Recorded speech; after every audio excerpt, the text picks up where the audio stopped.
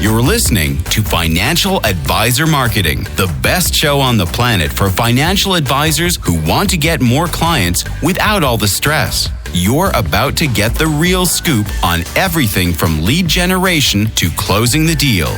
James is the founder of theadvisorcoach.com, where you can find an entire suite of products designed to help financial advisors grow their businesses more rapidly than ever before. Now, here is your host, James Pollard. About a year ago, I started talking a lot about artificial intelligence in my marketing and my emails and my ads. AI was really a hot topic, and a lot of financial advisors asked me questions about my thoughts. And I'm honored that they ask me what I think, because I'm definitely not an expert on everything. I'm for sure not an expert in artificial intelligence, but I probably know more than most financial advisors. I am just a financial advisor marketing guy after all, but I definitely saw some ways that artificial intelligence could be used in marketing and could help people. I don't really have much of a plan or a structure for this episode. I guess what I'll do is rehash what I said last year and give you some updates on what I think now. I guess I'll also share a few things that I am doing when it comes to artificial intelligence and how it is impacting my life. I'll give you a few specific examples. There are so many artificial intelligence tools out there right now, but the big one is still ChatGPT. I have the Plus plan for $20 per month, and I love it. It's obviously not the answer to all of life's questions. It can't do everything for you, but it is a handy little tool. It's easily worth the $20 a month. And I'll be honest, I would pay $1,000 a month for ChatGPT. It is that valuable to me. There are even little things that you can do with it. For example, did you know that you could take a picture, let's just say, of your fridge or of the food in your fridge and say, create a meal plan with the food that you see? You could take a picture of your pantry and say, create a meal plan for every day of the week using the food that you see, and it will create a meal plan. Isn't that nuts? You could take a picture of your home gym and you could say, create a workout plan designed to build legs, shoulders, and chest with the equipment that you see, and it will do that. So a lot of the photo stuff has evolved a lot in the past year. That didn't even exist when I started talking about artificial intelligence. One of the things that I did recently that's top of mind for me, there are these little screws, and they go in the vents in my house. I don't really know how to describe them. They're like hex screws, and some of them are different from all the others. And I couldn't figure out what the name of this screw was, right? So I took the screw out of the vent and I took a picture of it and I uploaded it to ChatGPT and I said, help me identify the name of this screw. And it didn't get it right the first time. It said something like ABC screw or whatever. And I Googled it. And I looked at the images and that was not the right screw, but I took different pictures from different angles and in better lighting, and eventually it got it right. And by eventually, I mean like within 3 tries. So that is really, really, really cool. It was able to identify this specific type of screw that the whole reason why I took the picture was because it was not in the right place. And I was like, this should not be in the vent. This is not a vent screw. This is not something that is used for vents or dryers, or this is not in the right place. So what is this? But I know I'm going off on a tangent here. I have been using ChatGPT since the very first day it was released to the public, and that was November 30th, 2022. It feels really cool for me to say that I have been using it literally since day one. I even wrote a little PDF called How Financial Advisors Can Get Clients with Artificial Intelligence. If you want to download that, you can grab it at theadvisorcoach.com/AI. Once again, you can download that PDF for free at theadvisorcoach.com/AI. Keep in mind, it is a year old at this point, but it still has some pointers for ChatGPT. It can help you get it to do the things that you want it to do, and you can see how AI has evolved over time. If nothing else, you can just see something from a year ago that I put together when AI was the hot buzzword at the time. Artificial intelligence was such a requested topic that the March 2023 Inner Circle newsletter issue was pretty much all about that. And I rarely do theme issues because I don't want to give subscribers the impression that the newsletter is about one topic or even one topic per month, because that's not the case at all. I've said many times that I write the newsletter in a buffet style. And what that means is you have a lot of different things all together, just like at a buffet where you might have steak, chicken, potatoes, mac and cheese, pasta, and salad. The newsletter might have a little bit of social media strategy, a little bit of referral marketing strategy, a little bit of info about improving your systems, and so on. I do it that way for many reasons. I have really refined the newsletter over the years to be of maximum value to financial advisors. So let me give you just a few reasons here. The very first reason is because I want every subscriber to get something from each newsletter issue. Sometimes advisors at certain companies like Ameriprise or Raymond James or Edward Jones or Wells Fargo, they will email me and ask, James, does the Inner Circle newsletter apply to me? And the honest answer is yes, but not 100% of the content will apply to you.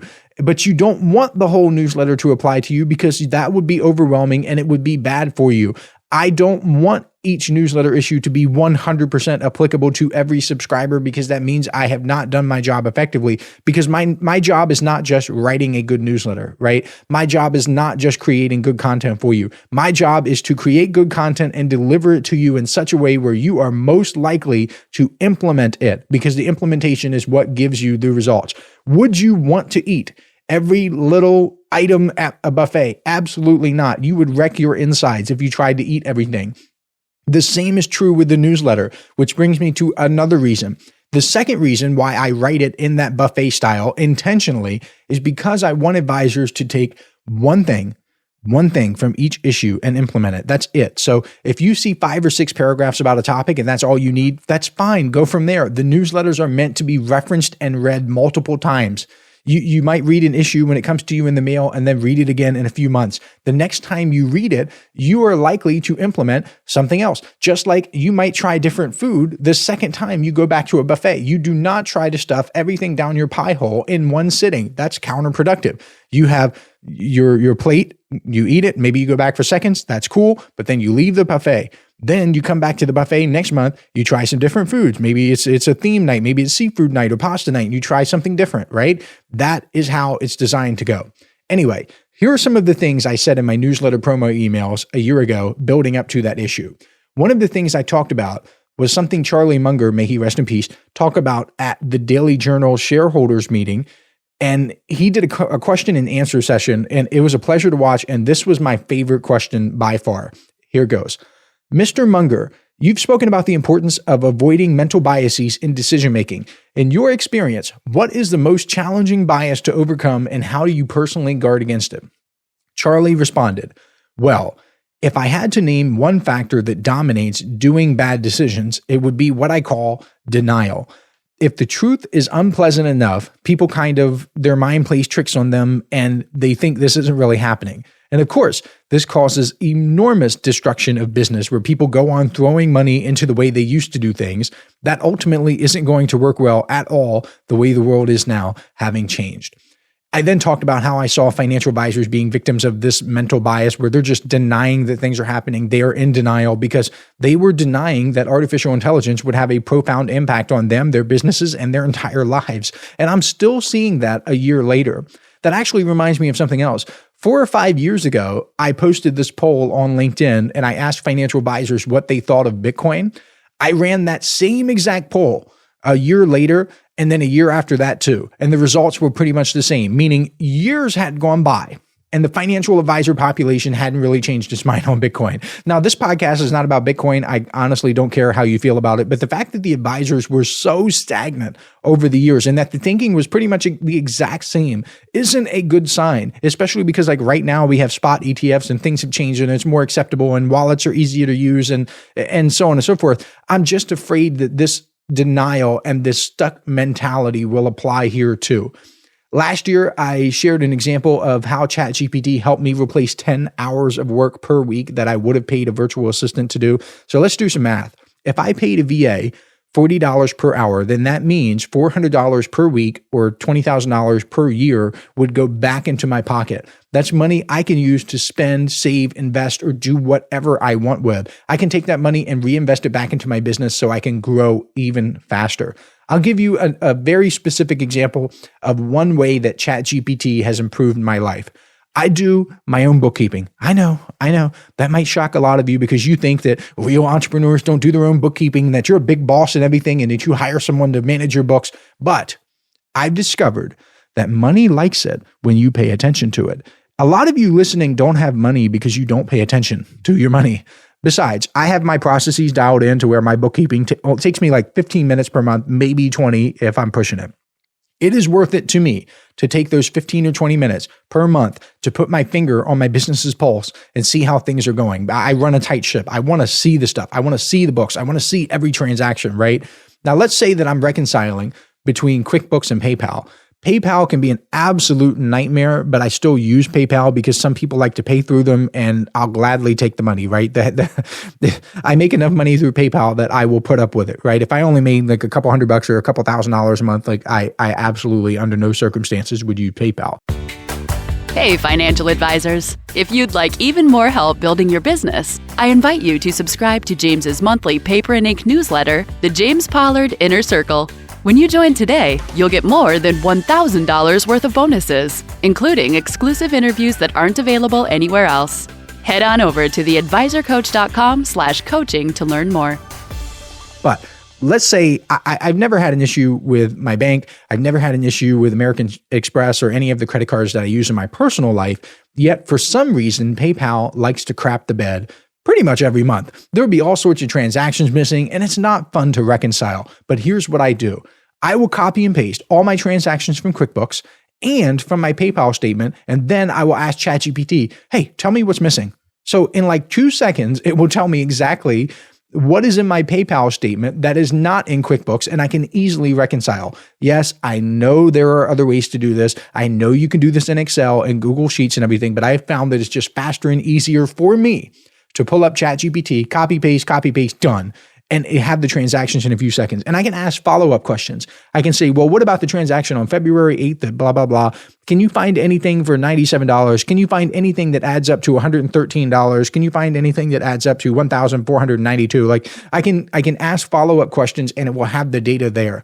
And if I keep using a chat, I can ask it to go back a year ago. I can say, hey, remember that copy paste I gave you 4 months ago or a year ago? Can you please give me the transaction that cost the most money, like whatever, right? Let your mind run wild. That is what I do. I also have ChatGPT do some light editing and proofreading for me.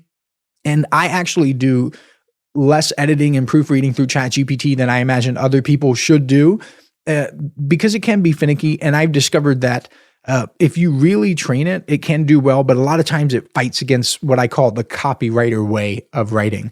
Because if you're a copywriter, then you're going to break grammar rules all the time. So when I'm writing, I make up words, I structure my sentences in ways that would make English professors cringe, but I do it because the conversions are higher when I write that way. ChatGPT doesn't like that. ChatGPT is like, please write like an English professor would want you to write. So, but every now and then I will throw a page or two in there and I'll say, like change all of my passive sentences to active, and then I'll go back and I'll check its work. I also use ChatGPT to vary my words in my writing. This is a very specific example, but I just want to give you an idea of what's possible and what I actually do. So when I'm writing the Inner Circle newsletter and the emails and stuff like that, I use the phrase, for example, a lot. I also use the phrase, for instance, a lot because I give a lot of examples. When I tell financial advisors about referral marketing strategies, for example, I give them tons of examples. I say, you could do this, you could do this, you can do this. If I talk about social media, I say, you could do this and this and this and that and this and that and the other. Well, I can give ChatGPT a section of my writing and say, rewrite this with different ways to say, for example, and for instance. That's a nice little way to improve my work without much effort on my part. But enough about those examples. Another thing I said a year ago is that financial advisors who use artificial intelligence are going to run circles around those who don't. That is absolutely 100% still true. I still feel that way. Even with the little virtual assistant example I gave you earlier, that means I have an additional $20,000 per year to expand my business. And that is from one example. That's one thing. It's actually much more than that for me. I have so many other things that I do. I also talked about how, according to Moore's Law, computing power doubles every 18 to 24 months. Now, of course, there are some arguments to be made that computing power might be slowing down or that the growth occurs in spurts. That is neither here nor there. You can Google it yourself and you can do your own research. But over the long term, Moore's Law has held up pretty well. That means the computing power in March 2025 will look a lot different than in March 2023 when I wrote that artificial intelligence newsletter and I started talking about it in my marketing. And ChatGPT has improved since it came out. Right now, it even allows you to create custom GPTs based on specific purposes. Some of these are absolutely amazing, while others aren't that good. Honestly, it all comes back to how well it's been trained. There's a GPT called Grammar Checker, but it is geared toward academic writing. So if you are a student in college and you want to proofread and edit your document, you can upload that and you can say, I want it in MLA format, or I want it in APA format, and it will do that for you. It is absolutely amazing for that purpose, but it is not amazing for me because, again, I write like a copywriter. And seriously, it does come back to how well it's been trained. If you put garbage in, then you will get garbage out. I actually created my own custom GPT with all of my podcast transcripts and all of my blog articles and newsletter issues and just everything I could find, right? And I called it Pollard GPT, and it's pretty cool. I wanted to release it to financial advisors, but the reason I didn't, and the reason I don't think I will, at least not right now, is because I can tell it's not really me, and it's not even inspired by me.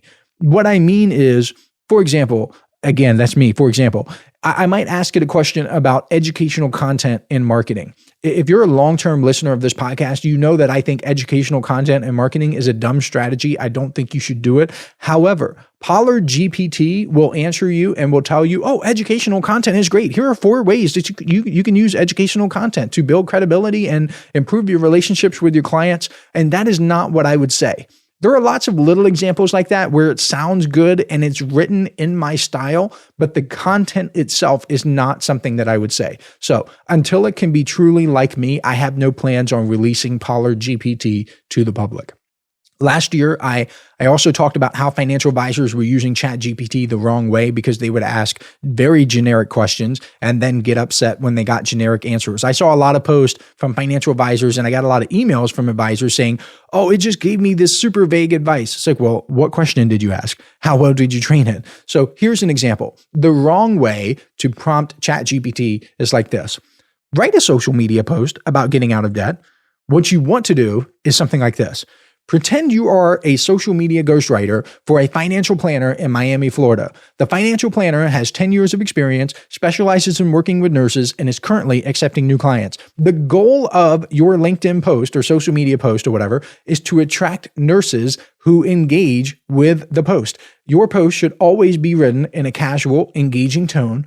I want you to write a social media post about getting out of debt and gear it to nurses. So see the difference? That's just the tip of the iceberg too, because in order to really ramp up your results with ChatGPT, you need to know how to train it to get the results you want. If you're not getting the results you want with ChatGPT, it's because you have not trained it well enough. Now, let's get down to the title of this episode. Do I think artificial intelligence will replace financial advisors? No, I don't. There will likely always be a place for financial advisors to help people with their money because money is emotional. It's not just about numbers on a spreadsheet. It's about dreams, goals, fears, and family. That's something AI can't fully replicate. It can provide data, calculations, and even predictions, but it cannot understand the human aspect of finance. And that is where a financial advisor is still valuable. Now, who knows? We might be bowing down to our robot overlords in the future, but for right now, ChatGPT kind of sucks at giving financial advice. Now, don't get me wrong. It is fantastic at specific problems if you train it well enough. It can give you amazing answers if given the training. But therein lies the problem. The type of person who needs to hire a financial advisor or wants to hire a financial advisor is likely not the type of person who can train ChatGPT effectively enough to get good results in the first place. If you try to use ChatGPT for financial advice without training it well, then it might give you an answer that seems really good, but it has 1 or 2 specific errors that can derail the entire thing. So human eyes are still needed to spot these blunders. But with all that said, I really do think it's naive to believe that people won't try to use ChatGPT for financial advice. A company called Finder conducted a survey of UK adults and found that 19% of them surveyed said they would entertain the notion of getting financial advice from ChatGPT, and 8% of them confessed that they already have. And that survey was done like a year ago. I imagine the results are higher now, and if you don't think those numbers will rise in the future, then you, my friend, are delusional. One of the greatest opportunities staring you in the face right now is educating people about the dangers of seeking advice from ChatGPT. And don't just wag your finger and say, don't do that. That's effective as a parent, or as effective as a parent saying, because I told you so. Lay it out for them. Give them the evidence. Give them case studies. Give them snapshots. Give them reasons. Use your marketing skills. You're listening to the Financial Advisor Marketing Podcast. Use your skills. Explicitly highlight why following ChatGPT's advice is like walking the plank.